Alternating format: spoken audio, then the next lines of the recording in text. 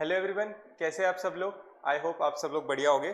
So let's continue our discussion. So हमने अभी तक के इनकम टैक्स के एमसीक्यूज, जीएसटी के एमसीक्यूज अभी तक के देख लिए and now we will proceed with the detailed questions of income tax.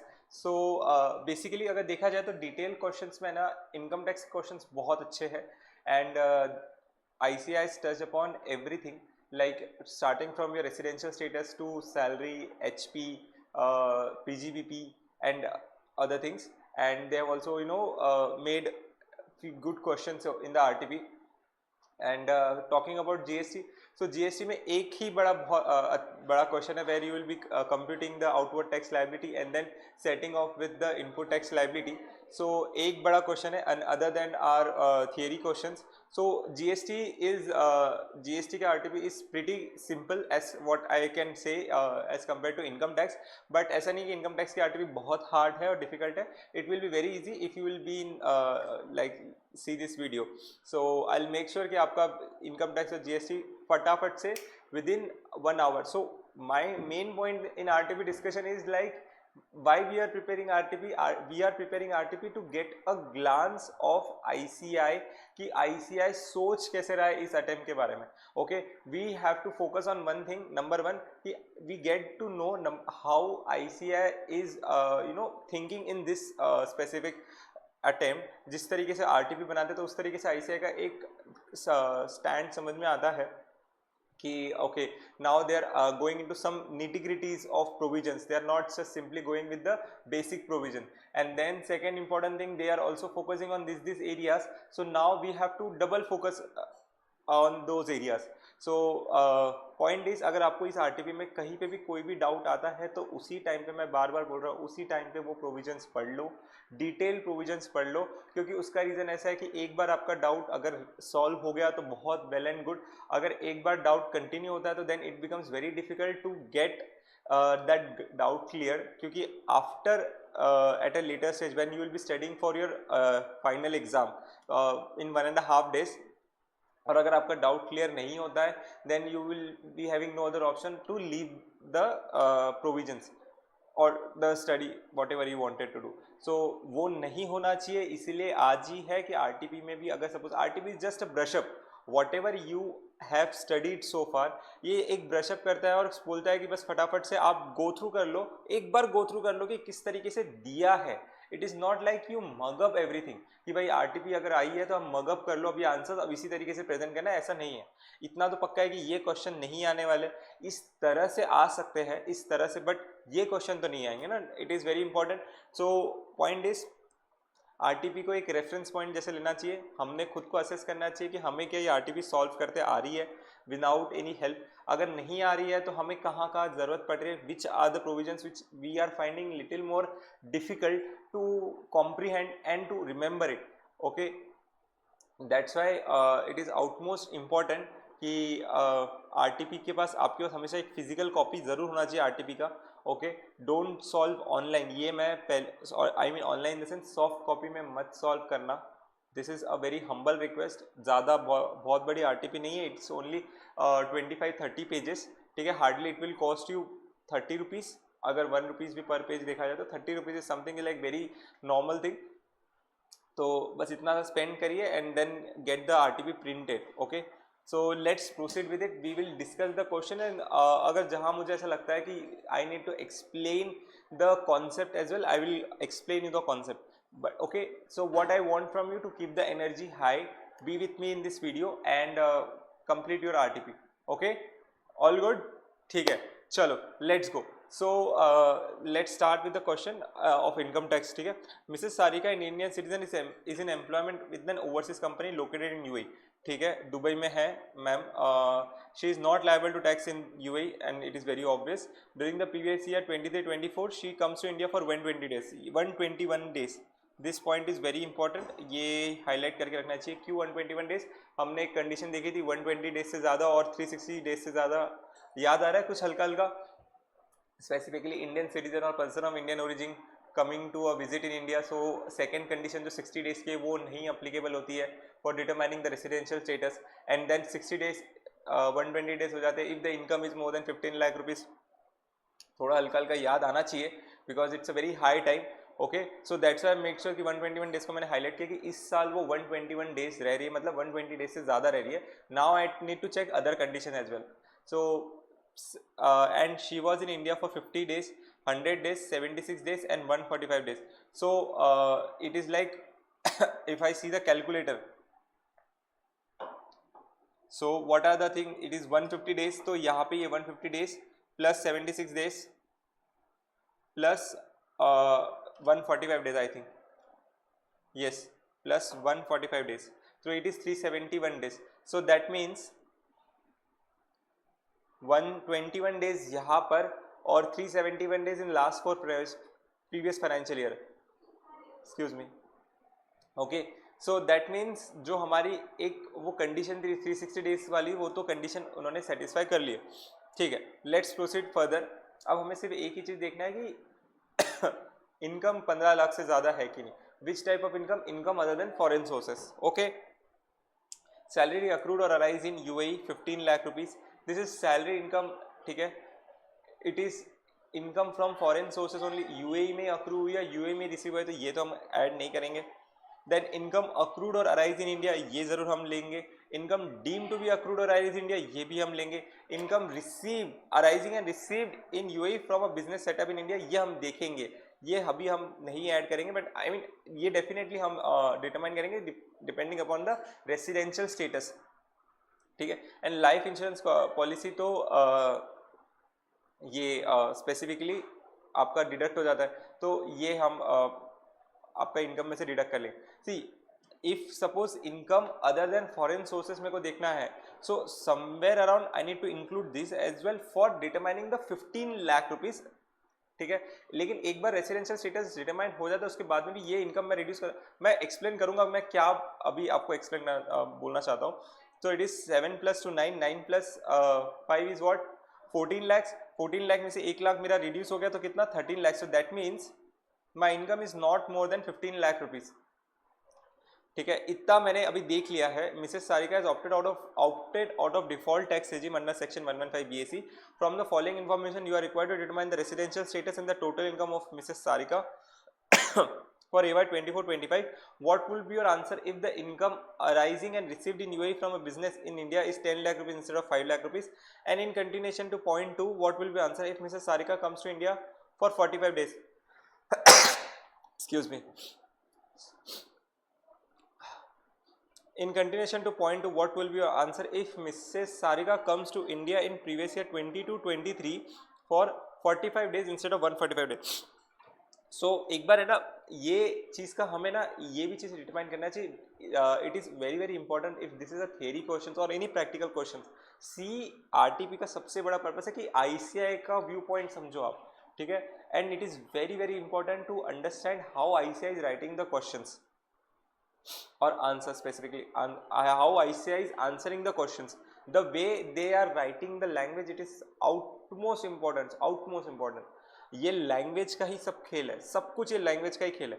So let's see how they have presented the answers per se, how they have written the provision, and फिर कैसे वो determine कर रहे हैं कि क्या उनका. सो इन्होंने सबसे पहले ये डिटरमाइन कर लिया कि Mrs Sarika is Indian citizen and employment in UAE, comes on a visit in 23-24 121 days and her stay in the 4 immediately preceding year is 371 days. तो हमने ये बेसिक चीज़ तो हमने सबसे पहले लिख ली है कि जो बेसिक कंडीशन है वो.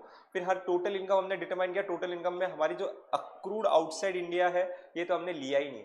ठीक है, it is only income accrued और arise in India which is 2 lakh rupees, 7 lakh rupees and 5 lakh rupees to be included since the business is controlled from India even though such income may accrue or receive outside India.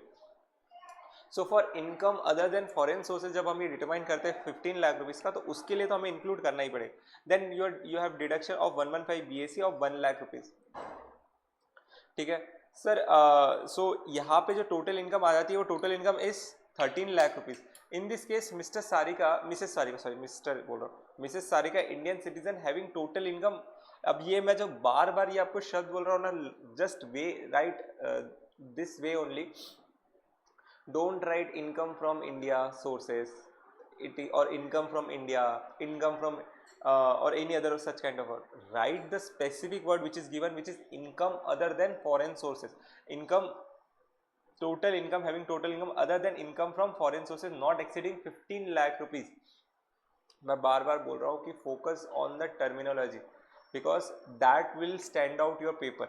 ठीक है, presentation and terminology, ये दो चीजें. Section number intermediate level में अगर आप कुछ important section छोड़ दो तो उसके बाद में अगर आप नहीं भी लिखते हो तो इसमें कोई प्रॉब्लम नहीं है. It the checker will not deduct the marks.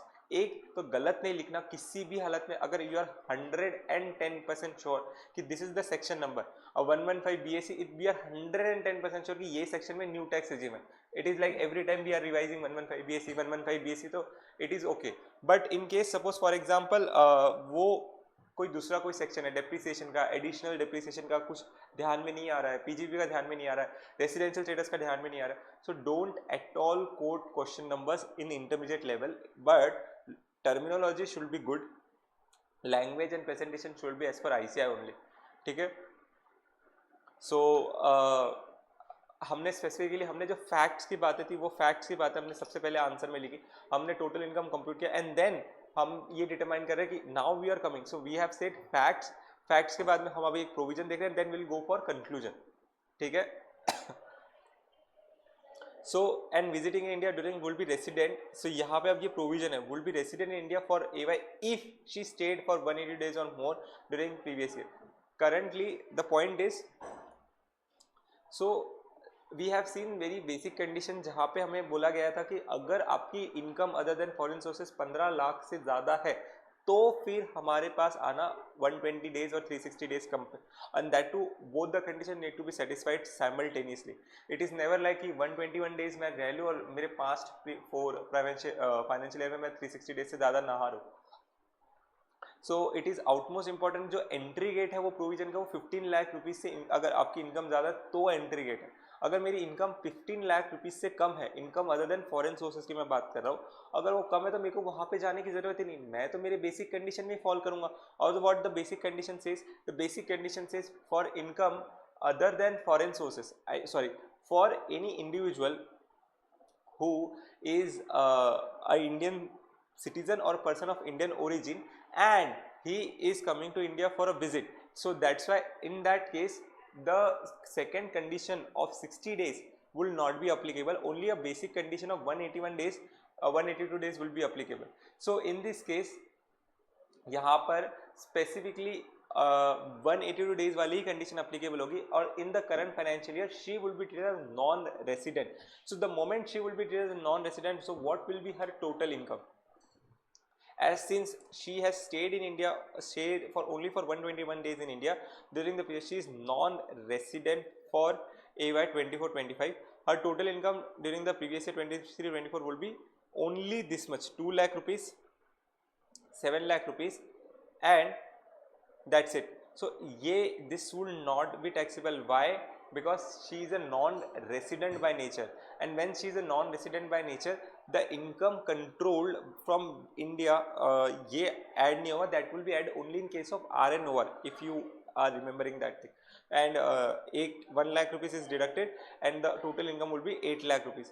Then in the second question we specifically asked, the ICAI has specifically asked, in case अगर suppose for example the business income जो है उनकी 5 लाख रुपीज़ से, अगर suppose यहाँ पर ये जो 5 लाख रुपीज़ की इनकम है ना, ये 5 लाख रुपीज़ की इनकम को मैं अगर 10 लाख रुपीज़ कर दूँ तो in that case my income other than foreign sources will increase by 5 lakh rupees, additional 5 lakh rupees.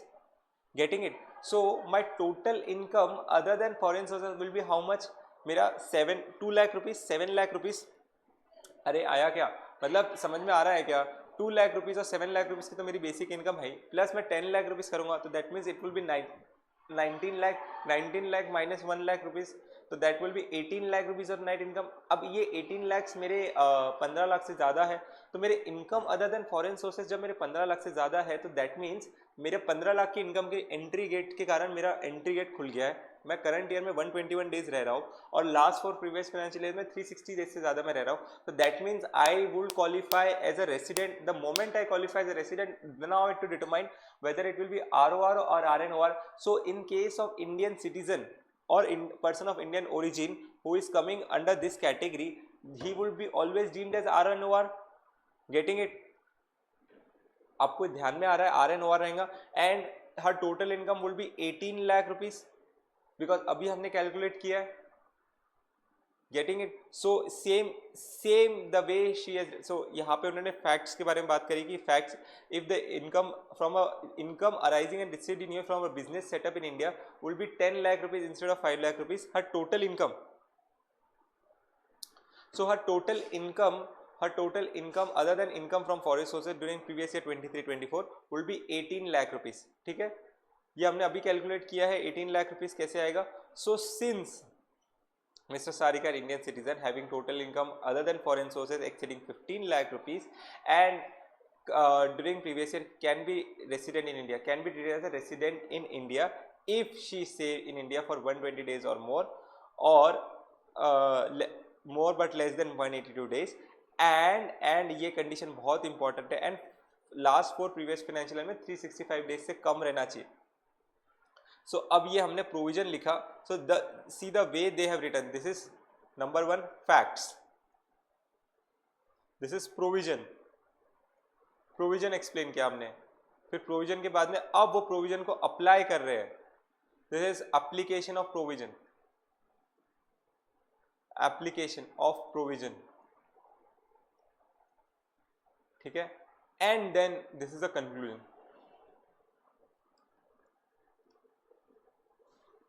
This is conclusion. ठीक है. So in this case, this is how you have to write your answers. Please be very clear how to write the answers theory questions. Next point. अब यहाँ पे specifically बोला है कि instead of 145 days in the last financial year, if Mrs. Sarika stayed for only 45 days, so that means जो 371 days currently हमने अभी total days calculate करे उससे कम हो जाएंगे 100 days.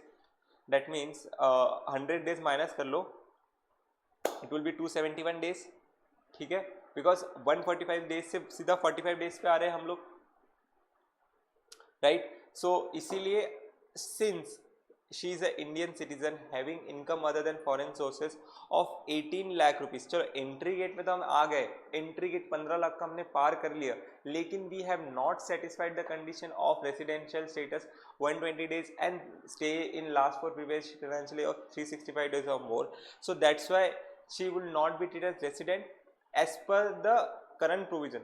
But there is also one more provision called as deemed resident, which talks about that deemed resident के केस में अगर suppose any person from Indian origin, अगर वो इंडियन ओरिजिन का कोई पर्सन है और जिसकी इनकम कहीं और टैक्सेबल ही नहीं है, एंड देन ही और she is coming into India, then it will be treated as resident if वो 120 डेज से ज़्यादा और 182 डेज से कम है. कुछ ध्यान में आ रहा है? मतलब इमेजिन आपको ये लेवल पे भी जाके सोचना पड़ेगा कि it is never like that just आपने प्रोविजंस पढ़ लिया तो एक ही प्रोविजन एप्लीकेबल होगी. ठीक है. So a deemed resident will always be a deemed resident is always a resident but not ordinary resident. So by virtue of normal provision she is a non resident, but by virtue of deemed resident since she is staying in UAE where her income is not liable to any tax. ठीक है. That is the reason a Indian citizen would be treated as resident, deemed resident in India. I hope आपको ये बात समझ में आई होगी. अगर इनकी नंबर 1 कंडीशन, ये थर्ड वाली कंडीशन में ना, मैं आपको एक बात बताऊंगा, अगर ये 18 लाख रुपीस की जगह पे अगर इसका 15 लाख से कम इनकम होता ना, तो she will never be even deemed resident as well. ठीक है. So that is a very important point that you know understand the provisions in such a way that कि आपने 2-3 प्रोविजंस एक साथ अगर अप्लीकेबल करने पड़े तो वो अप्लाई करते हैं. आई होप आपको ये क्वेश्चन समझा होगा. Now let's proceed with the next question which is talking about a computation of income. It's a very easy question, I will say very very easy question. सिर्फ number of adjustments थोड़े से आपको ज़्यादा लग सकते हैं नहीं, एक्चुअली वेरी बेसिक प्रोविजंस के ऊपर क्वेश्चन पूछा है. मतलब इट विल बी, अगर ये एग्जाम में आता है 15 मार्क के लिए, तो this will be the best ever question और best ever gift by ICAI to the students for income tax. Best ever gift, क्योंकि इससे इजी कोई क्वेश्चन हो ही नहीं सकता था. ठीक है. सो पीजीपीपी में सबसे ज़्यादा प्रॉब्लम पीजीपीपी में आती है, और पीजीपीपी में एक भी अच्छा ऐसा कोई एडजस्टमेंट नहीं पूछा है कि मतलब जिसमें हमें बहुत दिमाग लगाना पड़े. ठीक है. सैलरी में भी कोई एडजस्टमेंट नहीं पूछा. It's a very extremely basic computation of income, just a cake walk. मैं तो बोल रहा हूँ 5 मिनट में हम सिर्फ देख लेते हैं, क्वेश्चन देख लेते हैं। अगर क्वेश्चन समझ में आ गया तो फिर तो आंसर 2 मिनट में समझ में आ जाएगा। ठीक है, तो क्या हमें सबसे पहले कैलकुलेट क्या करना है कि compute the taxable salary of mister Anshul if he has shifted out of default tax regime, under 115 BC. That means taxable salary of Mr. if he has shifted out मतलब old tax regime,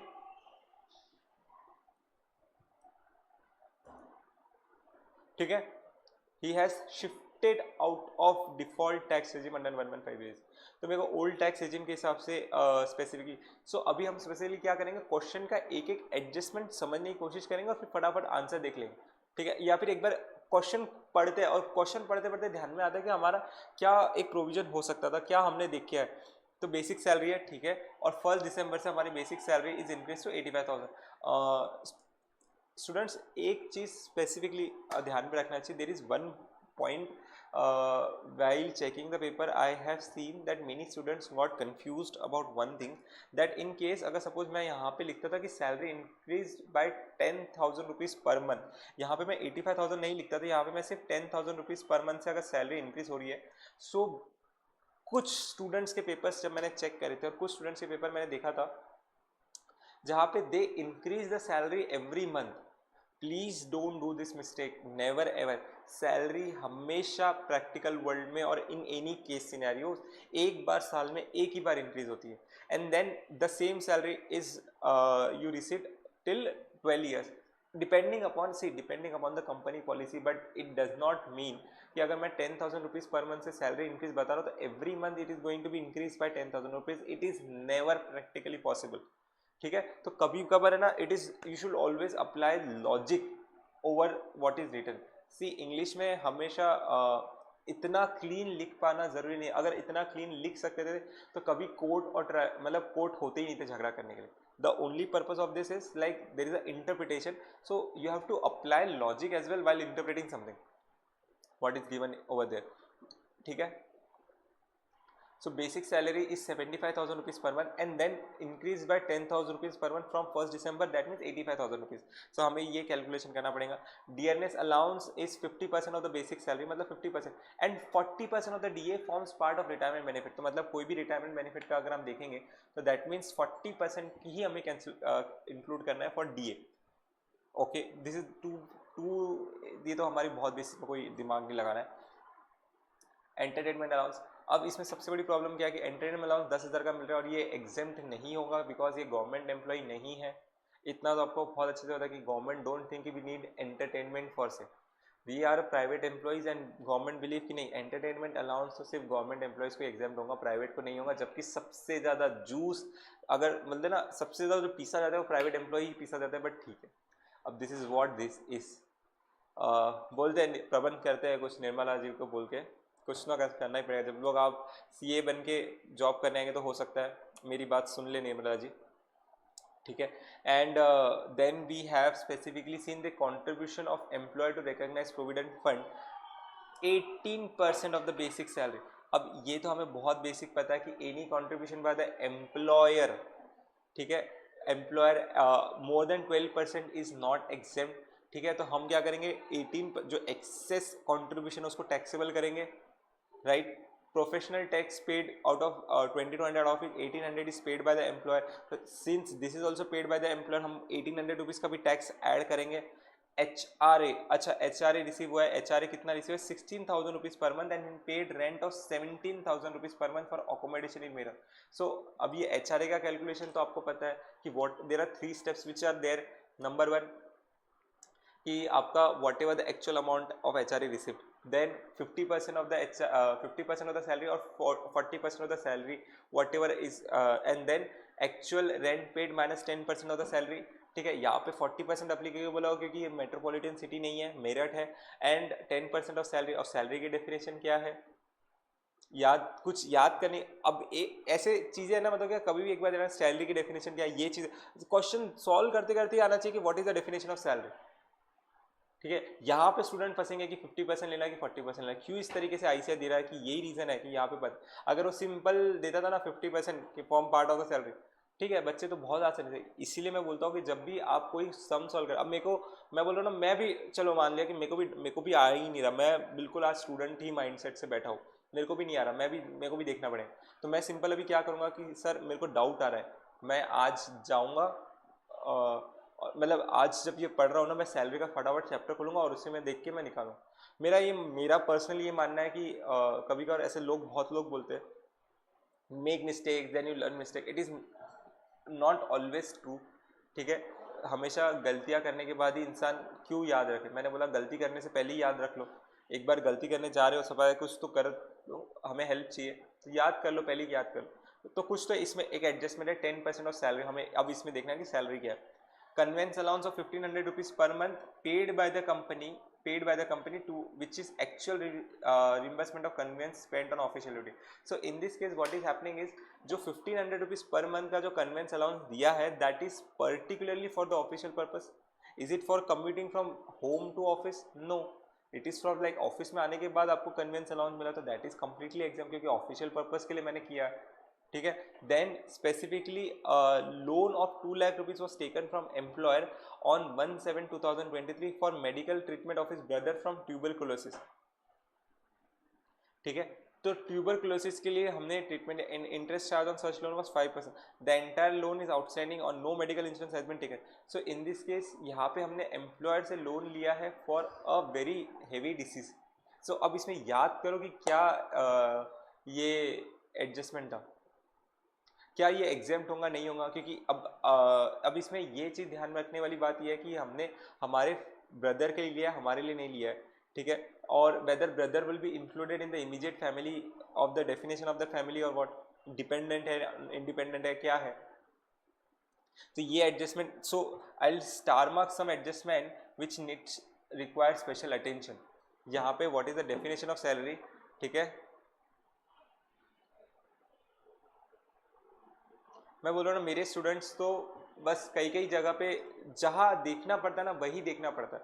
it is not like that कि we don't know income tax act, we know income tax act, actually we just get confused by some of the provisions of the income tax act actually, and the beauty of the income tax act is this only, that you just number one thing, you when you start reading income tax act, so यही सारी चीज़ें हैं जहाँ पे आपको फंसाते हैं और बोलते हैं कि स्टूडेंट्स सर इनकम टैक्स आता नहीं। अरे भाई, इनकम टैक्स इजी है, I know it is little difficult, but यही तो बात है ना जो हम चार्टर्ड अकाउंटेंट्स को अलग बनाती है as compare to other professional. ठीक है, सो डोंट वरी यार, this is very normal, every time हर किसी के साथ होगा। Even right now after becoming a chartered accountant I don't remember everything, it is mostly like by practice and practice and practice I get to know everything and it is practically impossible. So एक ये वाला adjustment हमें देखना है कि क्या इसमें है। Free education provided to miss sister of mister Anshul, तो the cost of such education is 900 and per month. So हमने ये वाला भी देखना है कि whether sister is a part of, so जहाँ तक कि तो education facilities provided to children is only exempt, और यहाँ पे सिस्टर को बोला तो आई डोंट थिंक कि sister is included in the definition of salary. ठीक है, मैं आज तो स्टूडेंट माइंडसेट के हिसाब से बता रहा हूँ कि आप आरटीपी पढ़ रहे हो, मैं सिर्फ आपको एक गाइड कर रहा हूँ, I am not solving RTP for you. I always believe कि मेरे को मेरे स्टूडेंट को स्पून फीड नहीं करना है। ठीक है, मेरे को मेरे स्टूडेंट्स को एक सिर्फ गाइडेंस देना है, I am here only and only for guidance, I want you to walk by yourself. ठीक है, if suppose for example I'll spoon feed you, I will definitely solve the purpose of this time। ठीक है, but ultimately it will be worst time for you in examination। फिर वो एक बार exam खराब हुई तो फिर तो जिंदगी बर्बाद। excuse me।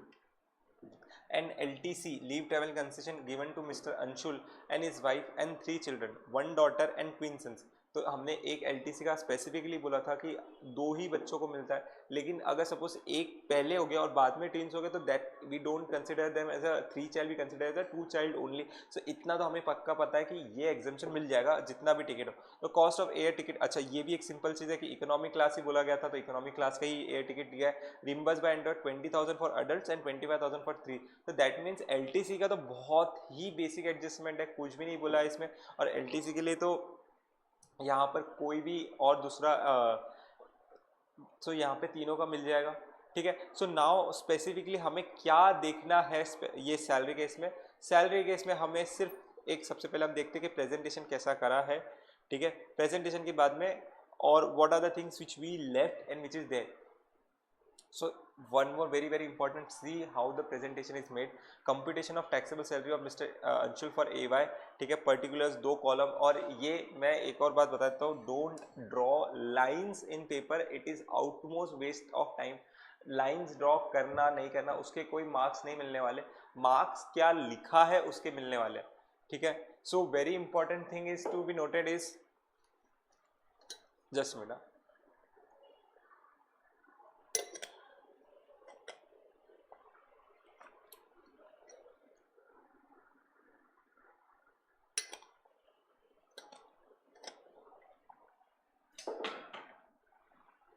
so very important point to be noted over here is that we have to make 2 columns, but it is not necessary that we need to draw lines, ठीक है।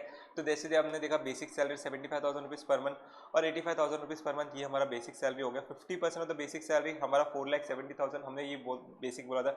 हमने और बोला था कि एम्प्लॉयर्स कंट्रीब्यूशन 18% हमने किया, तो वो हमने ऐड बैक किया है, और लेस हमने क्या किया, अप टू 12%। तो 12% of what, 12% basic salary and DA, ठीक है। 12% of basic salary and DA। हमने कितना कंट्रीब्यूट किया था, एम्प्लॉयर ने कंट्रीब्यूट किया था 18% ऑफ द बेसिक सैलरी, और हमने कितना रिड्यूस किया, this is a very important point. हम रिड्यूस कितना करेंगे, हम रिड्यूस करेंगे, let's calculate it. So basically एक मिनट, सी आपको मेरा कैलकुलेटर दिख रहा है, 9,40,000 ना, एक मिनट, इसका हम 40% लेते हैं, प्लस 9,40,000, ठीक है। 13,30,000 what I have, अच्छा okay. So 14% part of retirement benefit. So it is outmost important to understand DA कितना होगा। वहाँ पे 50% बोला गया था, 50% इज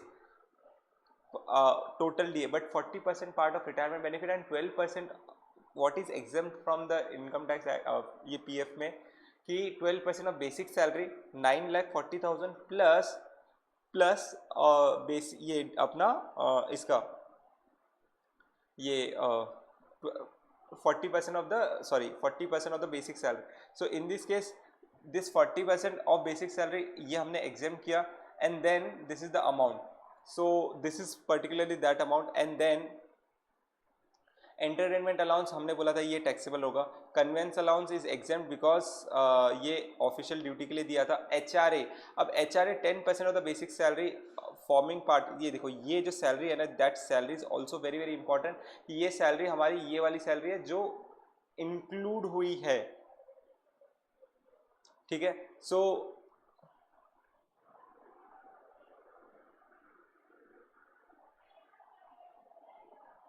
ठीक है। So now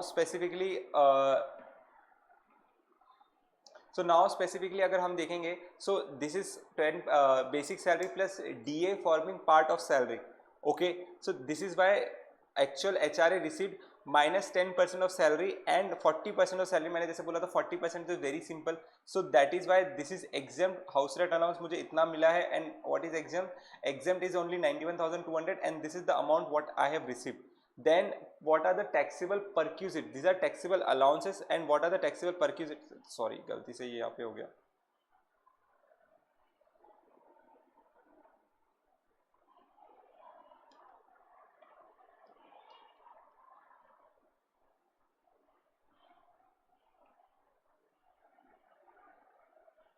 just a minute guys।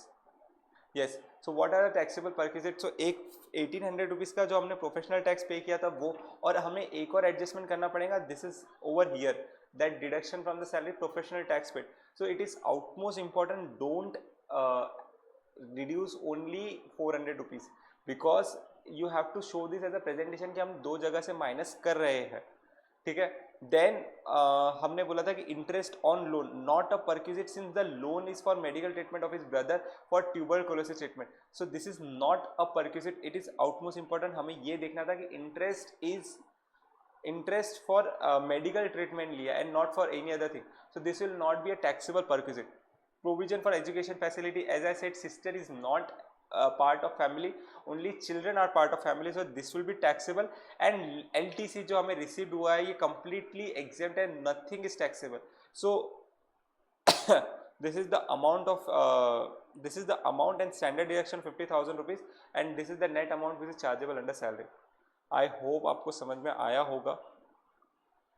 ठीक है, ठीक है, यहाँ तक कि समझ में आया. Just give me a minute and I will start. Okay, the next thing. So a current resident as 50 years furnishes the following information: salary, income from let out property. अच्छा, ये अब लॉस है. So what we have to calculate? We have to calculate income under default tax regime. That means under 115 BAC. हमें अब 115 BAC के under हमें computation of income करना है, और स्पेसिफिकली ये सैलरी है तो salary is very basic computed ही है होगा. Okay sorry, okay it is gross over given. ठीक है, ग्रॉस मतलब कुछ इसमें एडजस्टमेंट हो सकते हैं, I don't know, let me check. So then income from let out of house property. So this house property is specifically having a loss. Property loss कैसे हो सकता है सर? इंटरेस्ट का पेमेंट मैंने ज़्यादा कर लिया. ठीक है, मुझे रेंट पूरी तरीके से मतलब सेम इंटरेस्ट के पेमेंट से होगा loss. So that is what the thing is. So मैंने इंटरेस्ट का पेमेंट ज़्यादा करने के कारण मुझे ये लॉस हो रहा है. और by any other way income from let out properties less, sorry, minus 2,85,000 rupees. Interest on loan paid to self occupied property. So ये 115 BAC में. अब सबसे ज़्यादा इंपॉर्टेंट आपको ये पता है कि लॉस फ्रॉम हाउस प्रॉपर्टी है, तो लॉस तो अब एडजस्ट होगा नहीं, ये कैरी फॉरवर्ड ही होगा. और ये इंटरेस्ट पेड जो किया है इसका भी रिडक्शन नहीं मिलेगा 115 BAC में. सो मतलब ये दो चीज़ों का तो कुछ करना ही नहीं होगा. ठीक है. Income from sale of rubber products. Okay, ये 2 लाख रुपीज़ का हमने बोला था 35-65 में उसको बाइफरकेट करना पड़ेगा. ठीक है. वाई? बिकॉज पीजीबी में हमने देखा था कि एग्रीकल्चर इनकम अगर सपोज सेल ऑफ रबर है तो उसमें बाइफरकेशन करना पड़े. Only 35% will be a business income. Business income from retail business is 1,20,000 and business income from wholesale business is 1 lakh rupees. So अब बिजनेस हमारा नॉर्मल बिजनेस है, retail business और wholesale business, और उसमें 1 लाख का नुकसान है और 1,20,000 का प्रॉफिट, तो नेट इनकम इज 20,000 रुपीज. ठीक है. ब्रॉड फॉरवर्ड लॉसेस तो 1,35,000 रुपीज़. तो अभी रुक जाओ, ब्रॉड फॉरवर्ड लॉसेस को पहले सेट ऑफ नहीं करना, क्योंकि सबसे पहली चीज़ क्या करना है हमें, पहले तो हमें ये देखना है कि एक नंबर 1 बिजनेस लॉस किसके अगेंस्ट सेट ऑफ होगा. बिजनेस लॉस बिजनेस की इनकम के अगेंस्ट सबसे पहले सेट ऑफ करेंगे हम, उसके बाद में इंटर हेड में जाएंगे. ठीक है. Then dividend received from ABC limited from a Indian company. So यहाँ पे स्पेसिफिकली हमें बोला गया कि डिविडेंड रिसीव, तो आई अज्यूम, और it is a very good assumption also presumption that ये डिविडेंड हमें TDS काट के ही मिलेगा. यहाँ पे ऐसा तो नहीं, dividend declared by ABC limited अगर 15,000 रुपीज़ दिया होता था तो I would have reduced by TDS, और सॉरी ये I would have taken complete as a whole, but right now the dividend is received, that means ये नेट ऑफ TDS ही होगा. ठीक है. Next, what is given? Long term capital gain of sale of equity shares 2 lakh rupees. Short term capital gain of, अच्छा loss है. ठीक है. सो अब गेन भी है, लॉन्ग टर्म वाला है, और शॉर्ट टर्म वाला में लॉस है. तो एक बात हमेशा याद रखना, लॉन्ग टर्म इज बड़ा भाई, शॉर्ट टर्म इज छोटा भाई. तो बड़ा भाई छोटे भाई को एडजस्ट कर सकता है, लेकिन छोटा भाई बड़े भाई को एडजस्ट नहीं करेगा लॉस के केस में. आपको ये समझ में आ रहा है? सो देखते हैं इसका एडजस्टमेंट कैसा होगा. लॉटरी विनिंग्स, ये तो IFOs का पार्ट है, तो IFOs में 45,000 ग्रॉस पूरा ले लेंगे. Contribution to the provident fund, अब ये तो होगा नहीं क्योंकि 115 बीएससी लिया है तो एटीसी का पार्ट है। इनकम ऑफ माइनर सन और राजू फ्रॉम स्पेशल टैलेंट, अब स्पेशल टैलेंट से अगर कोई इनकम अर्न करेगी वो तो क्लब नहीं होगी, बट उसके नेक्स्ट एडजस्टमेंट स्पेसिफिकली अगर बोला जाए इंटरेस्ट अर्न फ्रॉम डिपॉजिट और received by Raju made out of the special talent, ये जरूर क्लब हो जाएगा। ठीक है, सो पूरे आरटीपी में सबसे बढ़िया क्वेश्चन मेरे को ये कंपटीशन का ये लगा। ठीक है, so compute the income of Mr. Karan under 115 BAC assuming his wife does not earn any income, that means Raju की जो इनकम है वो इनके हाथ में ही क्लब होगी। ठीक है, so let's see specific that what is the amount, so this is gross salary, और gross salary में हमें gross बोला था, gross salary है, फिर उसमें 50,000 का डिडक्शन देना पड़ेगा, तो this is what the amount is। see income on interest on loan paid off self occupied property, अब ये सेल्फ ऑक्यूपाइड प्रॉपर्टी का लोन ये इंटरेस्ट तो मिलता ही नहीं है, और loss from house property is not allowed to be set off against any other head, ये भी हमें पता है कि इंटर हेड एडजस्टमेंट लॉस नहीं होगा हाउस प्रॉपर्टी का, तो ये कैरी फॉरवर्ड ही होगा। Next profit from gain of business, so मैंने जैसे बोला था कि 2 लाख रुपीज़ का हमारा 35% will be a business income, तो हमने सिर्फ 70,000 रुपीज़ ही हमने यहाँ पे बिजनेस इनकम में इनकम फ्रॉम बीजीपी में ऐड किया है, and less 65% is agriculture income, तो वो एग्रीकल्चर इनकम में देखेंगे। बिजनेस रिटेल इनकम की बिजनेस कितनी है 1,20,000, and out of 1,90,000 1 lakh rupees is reduce from the loss, current year का लॉस, और करंट ईयर के लॉस में हमने इंटर सोर्स एडजस्टमेंट कर लिया। ठीक है, अब हम ला रहे हैं इंटर सोर्स से हम ब्रॉड फॉरवर्ड लॉसेस अब लेके आएंगे, पहले inter source, intra head, inter head and then brought forward losses, ये सीक्वेंस हमेशा याद रखना कि पहले आप सोर्स के बेसिस पे, अगर आपको बिजनेस इनकम है ना तो नॉर्मल बिजनेस इनकम पहले वो सोर्स के हिसाब से आप बिजनेस को लॉस वगैरह हो रहा होगा तो वो सेट ऑफ कर लो, फिर उसके बाद में आप पूरे हेड में जाओ, अगर हेड में नहीं हो रहा है तो फिर उसके बाद में ब्रॉड फॉरवर्ड लॉसेस करो। सो 90,000 रुपीज़ अभी हमारे नेट इनकम है, और हमारा 1,35,000 रुपीज़ का हमारा ये है, what is the amount 1,35,000 rupees का हमारा ब्रॉड फॉरवर्ड लॉसेज, तो out of 1,35,000 rupees we will set off 90,000 rupees for the interhead adjustment. So in business income कितनी होगी मेरी नील।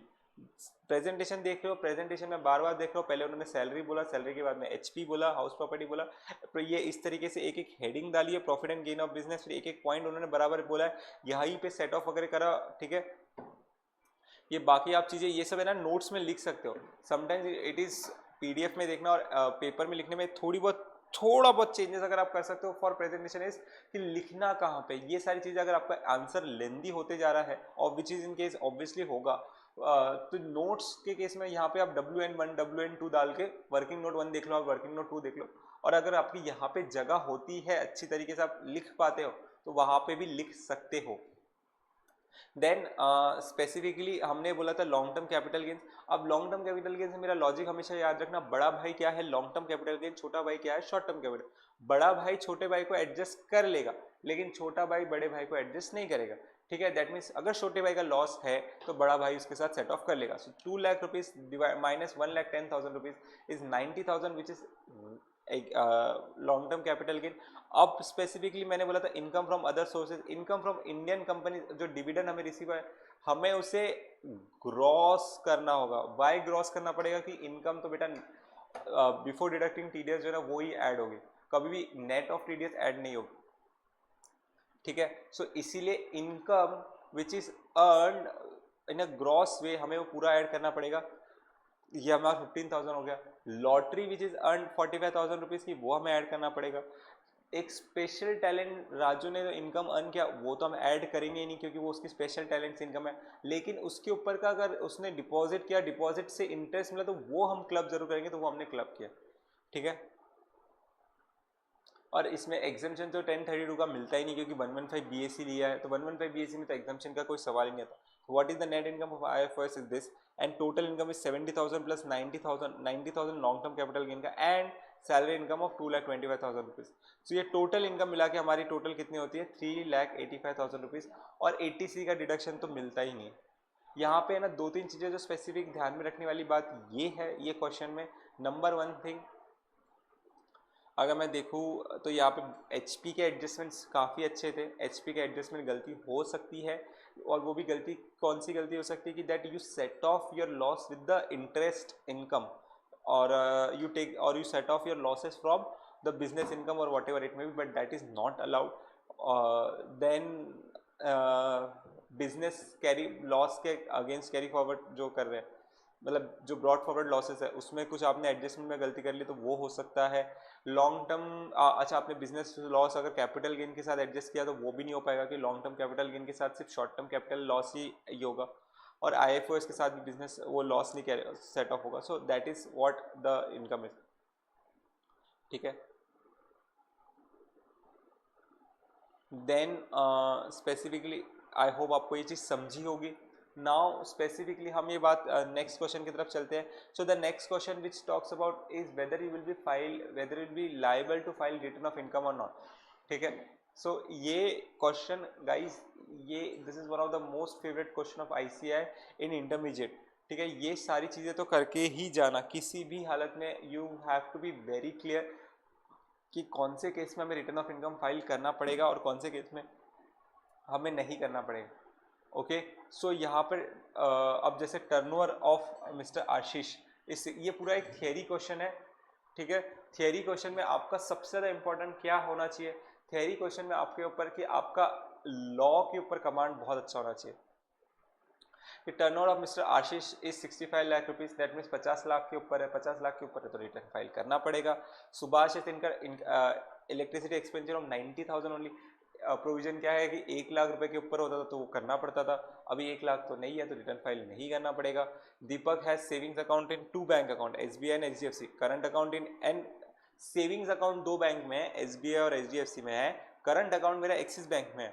मेरे को ओपनिंग बैलेंस से कोई लेना देना नहीं, मेरे को डिपॉजिट कितना किया मेरे को उससे ज़्यादा इंपॉर्टेंट है, ठीक है। अगर करंट अकाउंट में 1 करोड़ किया और सेविंग्स अकाउंट में 50 लाख किया, अगर ये दोनों लिमिट एक्सीड करता है तो मुझे रिटर्न ऑफ इनकम फाइल करना पड़ेगा। कुछ ध्यान में आ रहा है, मतलब your everything should be on your finger tips, it should never like that कि आप कोई चीज़ में मिस आउट कर रहे हो, ठीक है। He has deposited 40 lakh rupees in SBI and 25 lakh rupees in HDFC account, so that means 40 plus 25 is 65 lakh rupees in savings bank account। मैं 65 लाख रुपीज अगर सेविंग्स बैंक अकाउंट में डालो और 75 लाख रुपीज इन करंट बैंक अकाउंट में, तो मेरे 50 लाख की limit तो एक्सीड हो रही है, राइट। तो 50 लाख की लिमिट अगर जब एक्सीड हो रही है तो मुझे रिटर्न फाइल करना पड़ेगा कि भले मैंने 1 करोड़ से कम डिपॉजिट किया। And mister Kumar as 50 years has withdrawn cash of 1 crore 20 lakh रुपए during the previous year from his savings bank account, and Mr. Kumar has regularly filed his return of income। So since he has regularly filed his return of income, तो इसके लिए सबसे पहली चीज number 1 regularly file किया return of income, number 2 1 crore से रुपए से ज्यादा विड्रॉ किया, तो अब 1 करोड़ रुपए से ज्यादा विड्रॉ किया तो 2% of TDS will be liable to be deducted for the excess amount above 1 crore. तो 20 लाख रुपीस के ऊपर एक्सेस जो भी 1 करोड़ के ऊपर जो 20 लाख रुपीस एक्सेस है उसके ऊपर 2% TDS डिडक्ट करना पड़ेगा, ठीक है। सो और आपकी अगर TDS और TCS अगर 25,000 रुपीज से ज़्यादा या 25,000 रुपीज डिडक्ट होता है इस साल में, so you will be liable to file return of income. So यहाँ पे 20 लाख का 2% कितना होता है, 20 लाख का 2% होता है 40,000 रुपये। So in this case 40,000 rupees is the TDS which is deducted. अब since it is in more than 25,000 rupees, so I will have to file return of income. अभी मैंने ना सिर्फ प्रोविजंस डिस्कस करे हैं, ठीक है। अभी मैंने आंसर्स देखा नहीं है कि स्पेसिफिकली क्या आंसर्स है, ठीक है। तो अभी हम एक बार है ना आंसर्स देखेंगे और फिर डिटरमाइन करेंगे किस तरीके से ICAI ने आंसर्स लिखे हैं, ओके। बट ये थियरी क्वेश्चन है तो क्या आप एक्सक्यूज मी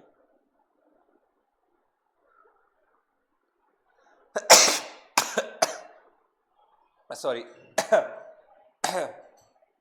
प्लीज़ अपनी तबीयत का ध्यान रखो, ओके। एंड क्योंकि it is very high time right now, एक भी दिन किसी तरीके से सर्दी खांसी कुछ होता है तो you will have its repercussions in the exams. So रोज़ रोज़ हल्दी वाला दूध पियो, ठीक है।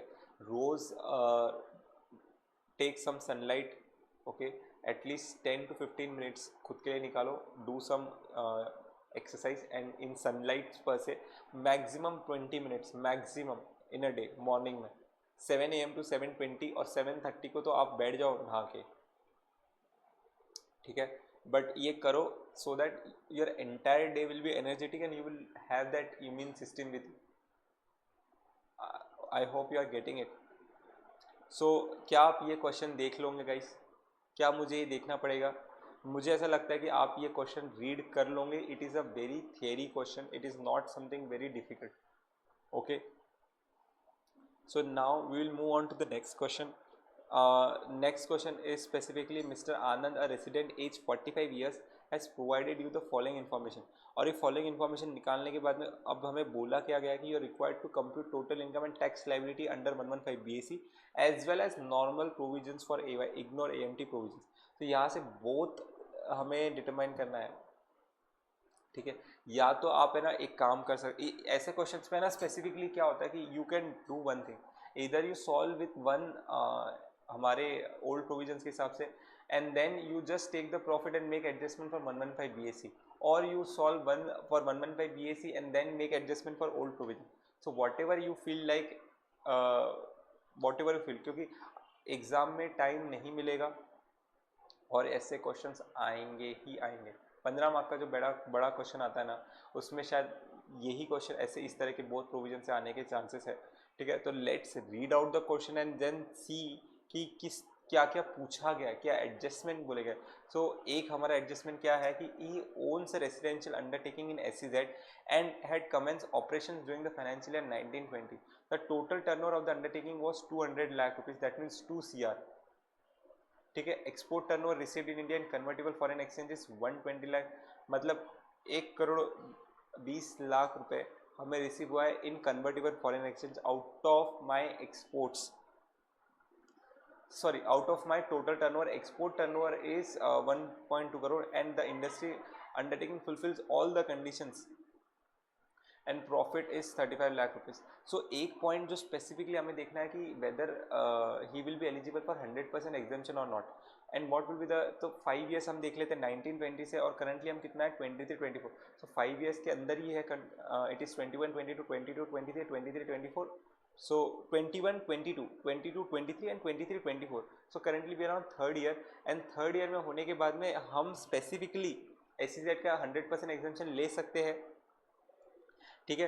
तो SEZ का जब 100% exemption ले सकते हैं तो हमें 35 लाख रुपीज़ का प्रॉफिट जब पूरे टोटल एंटिटी पे हुआ है तो हमें what ever my export turnover divided by my total turnover, so 35 into 120 divided by 200 ऐसा करना पड़ेगा, विच इज 6 बाय और विच इज आई कैन से 6/10 और 3/5, ठीक है. I mean 3/5. okay, what you have calculator, see the point is also one more very important point. जितना आप कैलकुलेटर को कम टच करोगे उतना ज़्यादा आपको एग्जाम में मार्क्स मिलेंगे और उतना ज़्यादा आपके पास टाइम बचेगा. सो ठीक है, that is a very different thing. But अगर आपके कैलकुलेटर पे दोनों एक हाथ से लिख सकते हो और लेफ्ट हैंड से आप कैलकुलेटर चला सकते हो, बहुत ही बढ़िया, फिर तो मज़े मज़े, ठीक है. Mister Anand sold equity shares of different companies, मतलब इक्विटी शेयर्स उन्होंने सेल करे. सो अब एक सेल वैल्यू कितना है 150, 120 पे परचेज प्राइस है. STT paid at the time of acquisition.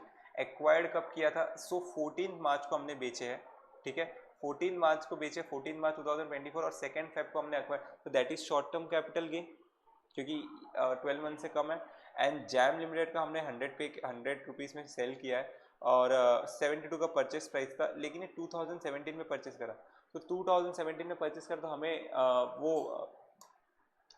हमें देखना पड़ेगा, एडजस्टमेंट करना पड़ेगा in the cost of acquisition, right. What is the amount which we have to adjust और what is the provision. So we have to take into account two things. Number 1 cost of purchase 72 and number 2 में एक loss था कि what is the fair market value as on 31 January 2018 which is 50 and what is the sale value. तो sale value is what, sale value is 100, ठीक है. इन दोनों का जो भी हायर होगा that will be consider as value, तो that is 100. And 1 and 2 is then compared whatever is the 1 and 2 में जो लोअर रहेगा then it will be compared as a cost of acquisition. तो 70 to 100 what is the cost of lower is so 72. So ultimately my cost of acquisition will be 72 for this calculation. क्या आपको ये बात समझ में आई है? ठीक है, फिर हमें ये तो कुछ काम का ही नहीं है.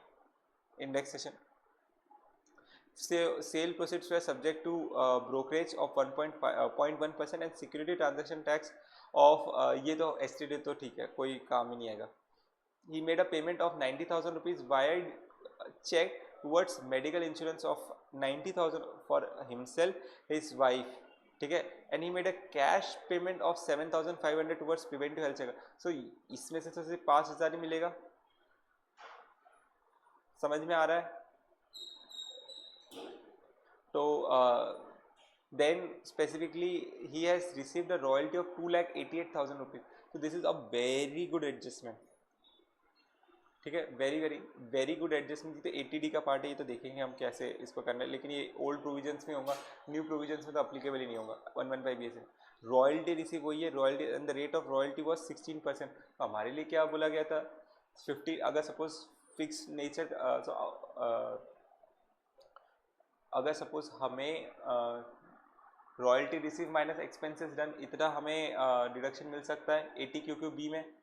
ठीक है, और रॉयल्टी कितना रिसीव है 2,88,000 from a book authored by him in nature of artist. The rate of royalty was 16%. The expenditure made for is earning this royalty is 40,000 rupees. मैं गारंटी देता हूँ कि मेजॉरिटी ऑफ द स्टूडेंट्स को ये चीज़ याद नहीं होंगी. And this is what I presume कि ये चीज़ डिटरमाइन करने के लिए आपको बार बार प्रोविजंस याद करते रहना पड़ेगा. So this is one thing. And the amount remitted to India till 30th September is 2,50,000 only. ठीक है, so we will see this adjustment की how they have determine the rate and there are 2-3 adjustment which need to be taken into account. Okay, then income tax refund of 15,000 rupees. ये तो हमें receive है, लेकिन इसके ऊपर interest भी receive है. तो इनकम टैक्स रिफंड तो is not liable, is not treated as income, but उसके ऊपर अगर इंटरेस्ट रिसीव हो तो that is a income. And he occupies ground floor for is residential. So इस केस में ना आप देखो कितने सारे एडजस्टमेंट्स हैं. यहाँ पे HP का एडजस्टमेंट है, यहाँ पे रॉयल्टी का एडजस्टमेंट है, यहाँ पे SEZ का ये है, सारी चीज़ों का है. ठीक है, so we have to very thoughtfully solve this question. This question needs a lot of attention. He occupies ground floor of his residential building and has let out first floor for residential use for a monthly rent of 15,000 rupees. And he has paid municipal taxes of 30,000 rupees for the current year. तो current year में भी 30,000 पे किया तो उसको bifurcate करना पड़ेगा. One is for SOP which is self occupied property and one is let out property. मतलब उसमें bifurcate करना पड़ेगा. Both floors are equal size, that means ये तो पक्का है कि अब 50% करना पड़ेगा. Then he has taken a loan of 50 lakh rupees for the construction of property in 2020 and repaid 2,05,000 rupees including interest 1 lakh rupees in previous. So अगर सपोज 80C मेरे को लेना है तो 80C में मेरे को प्रिंसिपल रिपेमेंट का डिडक्शन मिलता है विच इज़ 1,05,000 रुपीज़. और HP में मेरे को कितना मिलेगा, HP में मेरे को स्पेसिफिकली 1 लाख रुपीज़ का रिडक्शन मिलेगा. हाउस प्रॉपर्टी SOP के केस में तो 115BAC में तो वो भी नहीं मिलेगा. So it is very important to understand this adjustment कि out of 2,05,000 rupees when we are solving as per 115BAC there is a different treatment, and when we are solving by old provision then there is a different treatment. Mr. Anand deposited 1,30,000 rupees in PPF and 80,000 rupees in 5-year term deposit in the name of his minor son. तो ये 1,30,000 का 80C का ये 80,000 का तो मिलेगा नहीं, minor सन के अगेंस्ट किया. So now let's see the answer कि किस तरीके से ICAI ने प्रेजेंट किया है आंसर को and what is the.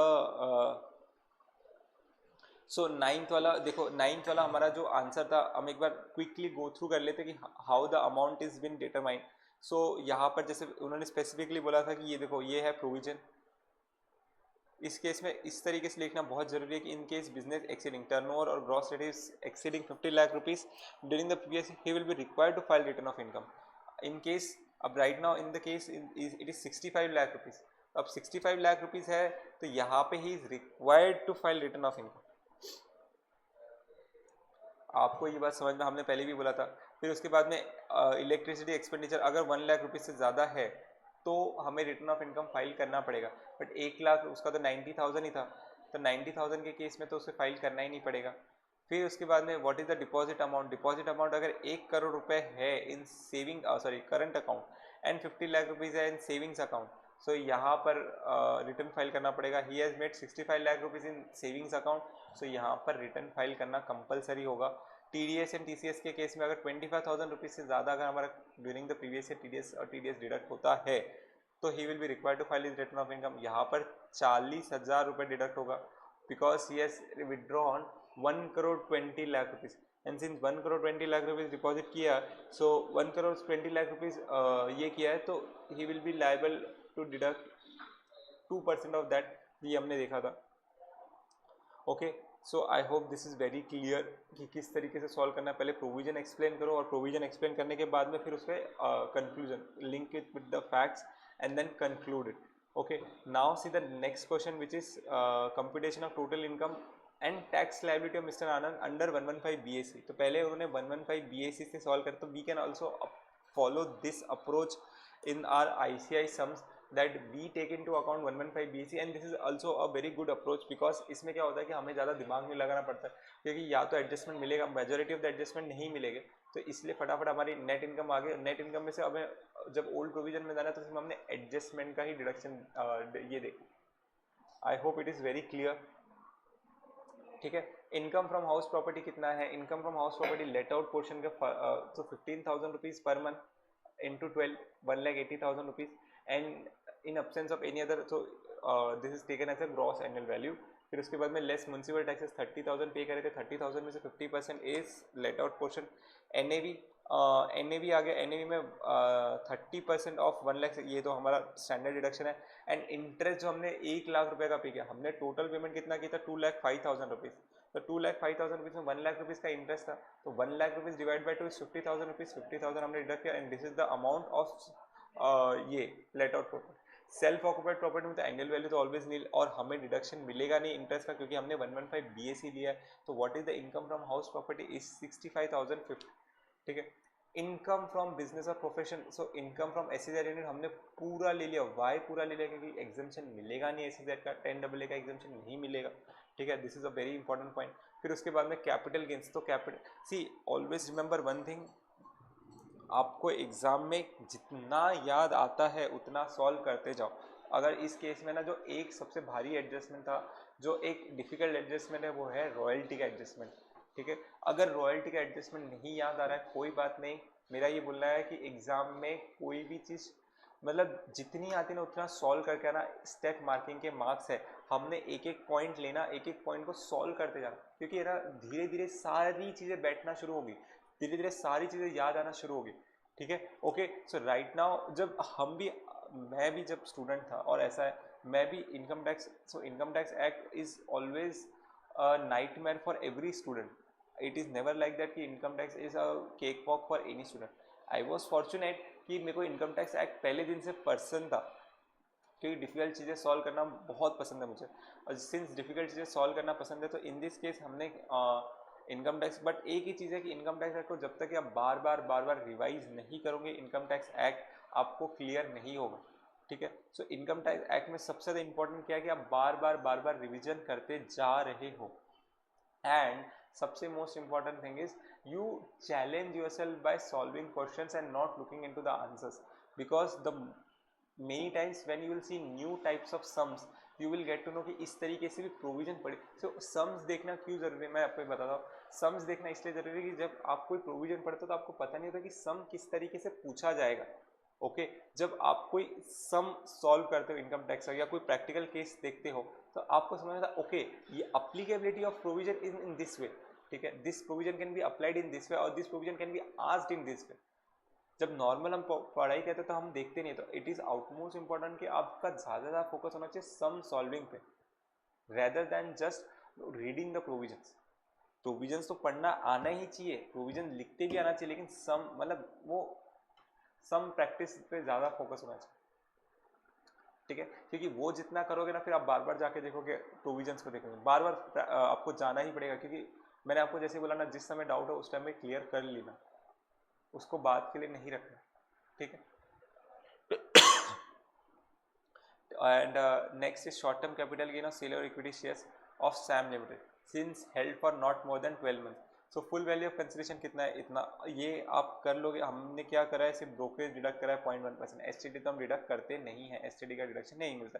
So since held, ये हमने कौन सा बोल रहे हैं, हम बोल रहे हैं long term capital gain Sam limited का, जैम लिमिटेड, सॉरी लॉन्ग, ये शॉर्ट टर्म कैपिटल गेन है और ये शॉर्ट टर्म एसटीसीजी है और यहाँ पर हम कैलकुलेट करने वाले एलटीसीजी. ये बहुत सिंपल है, ठीक है. ये जैसे full value of consideration less brokerage और ये cost of acquisition, no indexation benefit will be available. ये तो बहुत सिंपल है, हमें पता है कि शेयर्स के केस में इंडेक्सेशन का बेनिफिट नहीं मिलता है और 112 में. तो this is the cost and this is the amount of capital gains which is there. तो इनकम फ्रॉम कैपिटल गेन्स मेरी कितनी है, income from capital gains is this 59,000. और यहाँ पर एक और चीज़ बहुत बहुत इंपॉर्टेंट है कि see they have made 3 columns. Don't be a messy thing because there are number one, there is adjustment for every line item, and second most importantly there is interhead adjustment also. interhead income जैसे short term long term, ये interhead है, तो इसकी एक second column में लिखा है, final column में हमारी नेट इनकम ही जा रही है. आई होप आप समझ पा रहे होंगे, ठीक है. एक हमारा एडजस्टमेंट का कॉलम है, एक हमारा एडजस्टमेंट का कॉलम है, एक हमारा फिर वो एडजस्टमेंट होने के बाद जो नेट इनकम आती है उसका कॉलम है, एंड देन जो हमारी एक हेड की इनकम है वो उतने हेड की इनकम आ रही. फिर income from royalty.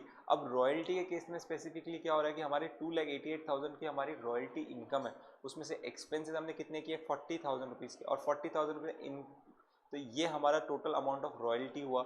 Interest on income tax refund हमारा 1750, ये हमारा 175. तो total income is 39 lakh something, 39,09,000 and deductions allowable तो कुछ नहीं है क्योंकि हमारी कोई स्टैंडर्ड डिडक्शन. तो माय टोटल इनकम इज 39,09,830 और इसके ऊपर टैक्स कितना लगेगा, तो tax will be as per the slab rate basis. तो 39 lakh okay. So out of this 39 lakh see one thing is very important कि एलटीसीजी के ऊपर आपका 10% के हिसाब से टैक्स लगेगा एंड एससीसीजी के ऊपर 15% के हिसाब से टैक्स लगेगा. सो आपको 39 लाख में से आपको कितना माइनस करना पड़ेगा, 94,575 माइनस करना पड़ेगा. और 94,575 में से भी एलटीसीजी तो 1 लाख रुपए तक एग्जेम्प्ट है. तो जब 1 लाख रुपए तक का एग्जेम्प्ट है तो आपको उस पर तो टैक्स पे करना ही नहीं है, और जो बचा हुआ 59,700 है उसके ऊपर 50% टैक्स पे करना, which is 8,993. And what ever the remaining income of 38 lakh 15,255 उसको माइनस 15 लाख करके इतना अमाउंट लेक्स हमारा 1,12,500 ये हमारा आ जाएगा 8,44,577 plus cess. So this will be at my tax liability. अब इन केस में अगर नॉर्मल प्रोविजन में जाता हूँ तो नॉर्मल प्रोविजन में स्पेसिफिकली क्या होगा कि इनकम जो मेरा सेल्फ ऑक्यूपाइड प्रॉपर्टीज़ है, सेल्फ ऑक्यूपाइड प्रॉपर्टी, उस पर भी मेरे को 50,000 रुपीज़ का रिडक्शन मिलेगा. So my gross total income, मैंने क्या किया, मैंने सबसे पहले ग्रॉस टोटल इनकम किया, फिर उसमें से मैं सिर्फ डिडक्शंस लेस करते हैं, and this is a very good thing क्योंकि 115 बीएससी में डिडक्शंस नहीं मिलते. तो मेरी एक बार नेट इनकम आ गई विदाउट एनी डिडक्शन, मैं उसमें से सिर्फ मैं क्या करूँगा, डिडक्शंस माइनस करूँगा. तो मैं उसमें सबसे पहले मैंने 50,000 माइनस कर लिया. What is that 50,000? 50,000 स्पेसिफिकली पर ऑफ मेरा एसओपी का इंटरेस्ट. फिर मैं माइनस करूंगा 21 लाख रुपए. 21 लाख रुपए कैसे आया, since I am SEZ unit, SEZ unit में मैं 100% एग्जाम्पशन के लिए अप्लीकेबल हूँ इस साल टिल 5th ईयर. तो मैं out of my profit 35 lakh 120 lakh rupees का मेरा एक्सपोर्ट टर्नओवर है एंड 200 लाख रुपीज़ का मेरा टोटल टर्नओवर है. तो what ever the amount I am receiving will be exempt, ठीक है. देन 80C का एडजस्टमेंट कितना होगा, 1,05,000 रुपीज़ का इंटरेस्ट एंड 1,30,000 रुपीज़ का हमारा पीएफ. सो टोटल मिला के कितना होता है 2,35,000 rupees which will be restricted to 1,50,000. हमने बोला था 5 year term deposit not allowed as a reduction which is in the name of minor son, ये हमें मिलेगा नहीं. ओके. देन हमारा medical insurance, medical insurance premium 90,000 था फॉर 5 ईयर्स और उसमें हमने 1/5 क्लेम करना पड़ेगा, 1/5, ठीक है. तो 18,000 रुपीज़ एंड 5,000 हेल्थ चेक का 5,000 तक के रिस्ट्रिक्टेड, तो 23,000 rupees will be restricted for 80D. I hope आपको ये पॉइंट क्लियर होगा. And deduction under 80 QQB. सो अब डिडक्शन अंडर 80 QQB 2,88,000 को 15% तक के देखेंगे रिस्ट्रिक्ट करके क्योंकि amount of reduction is 15%. And so हमें भले ही 16% रिसीव हुई तो हमारा बट रिडक्शन कितना परसेंट तक रिस्ट्रिक्ट होगा, 15% तक के, which is 2,70,000 rupees. and this amount will be also restricted to the amount which is bought in foreign exchange, which is 2,50,000 rupees minus expenses incurred as while computing the royalty income. So that's why 2,10,000 rupees जितना हमने receive हुआ minus expenses incurred, that will be the amount of deduction, so which is 2,10,000 rupees.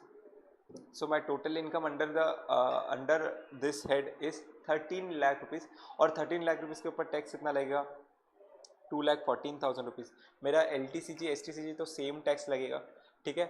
Out of this 13 lakh rupees मैंने STCG और LTCG minus कर लिया और ये मैंने टैक्स कैलकुलेट कर लिया. तो what is the amount of tax, 2,14,000 rupees.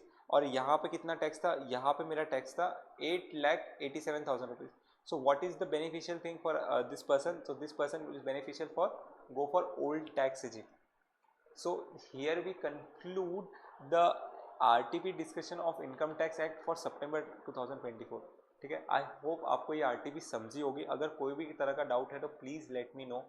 ठीक है. We can connect over a call in any case if you have any doubt. और अगर कोई भी अगर आपको सॉल्व होगा तो वापस एक बार देख लीजिए. We have discuss in a very brief and quick way. ठीक है. चलो let's stop it over here and in the next video we will continue with our discussion in the GST case कि GST और GST का तो RTP बहुत ही easy है, बहुत जल्दी हो जाएगा. ओके चलो, okay bye bye, see you.